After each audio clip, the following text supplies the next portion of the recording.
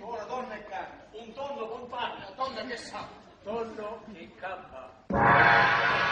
Wagner, come lo dice lei, si scrive W-A-G-N-E-R,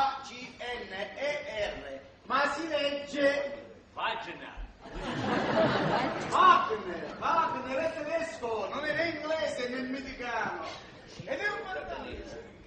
Nel nome di Bellini, il virraio di Preston, opera lirica di tale Luigi Ricci, imposta dal prefetto di Montelusa, per il circolo Famiglia e Progresso non sarebbe passata.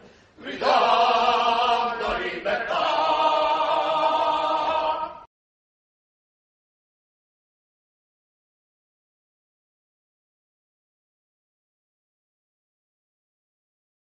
De música bonica prou que n'hi ha. I ves per on, nosaltres ens hem d'empassar, tant si volem com si no, una música que no sabem ni com és, només perquè així ho vol l'autoritat. N'hi ha per llogar-hi cadires. Ens hem de mortificar les orelles amb la música d'aquest tal Luigi Ricci, només perquè el senyor prefecte ho mana. L'expert en patrística estava indignat de debò, fins al punt que va engegar a rodar les cartes d'un solitari que, a còpia de trampes, aquesta vegada li estava a punt de sortir. Saben què? Va intervenir el metge Gamma Curta. El tal Ricci, que ha escrit la música del cerveser de Preston, es veu que ha fet una òpera que és una imitació barata de no sé quin altre de Mozart. A l'esment d'aquell nom, tots els presents es van esgarrifar. Pronunciar el nom de Mozart, que inexplicablement els sicilians detestaven, era com blasfemar. A Bigata, l'únic que defensava aquella música unànimament considerada sense suc ni bruc era el fuster Don Ciccio Adornato, però es veu que ho feia per motius personals que rarament explicitava. Mozart? Sí, senyors, Mozart. M'ho ha dit un que conec que sap de què parla.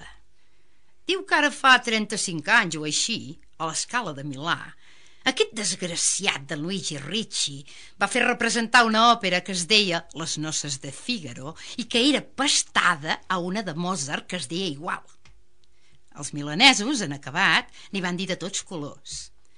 Aleshores el tal Ricci es va posar a plorar i va anar corrent, fet una Maria Magdalena, a consolar-se entre els braços d'en Rossini, que era amic seu. Vés a saber per què. En Rossini va fer el que havia de fer, li va donar ànims, però va fer saber a tothom que en el fons en Ricci s'ho havia guanyat. I nosaltres hem d'inaugurar el nostre teatre de Bigata amb una òpera d'aquest mitja cerilla, només perquè el senyor prefecte està tocat del bolet? Va preguntar el director Cozzo, tot palpant amenaçadorament la butxaca on tenia el revòlver. Déu meu senyor, va dir el canonge, si en Mozart ja és la llauna que és, imaginem-nos què pot ser la còpia barata d'un mal original. Però es pot saber què li passa pel cap al senyor prefecte? Com que ningú li va saber donar cap resposta, es va tornar a fer el silenci tot meditatiu.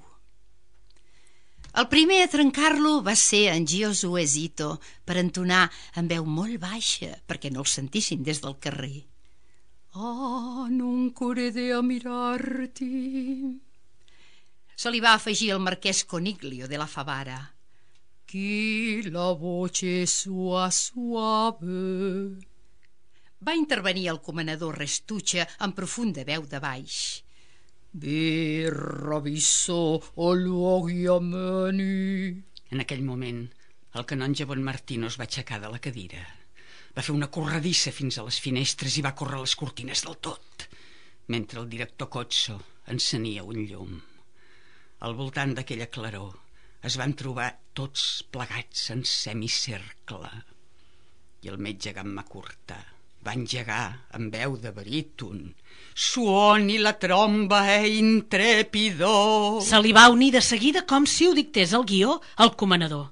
A continuació, un darrere l'altre, tota la resta, dempeus, mirant-se els ulls i agafant-se les mans com si fos l'hora dels adeus.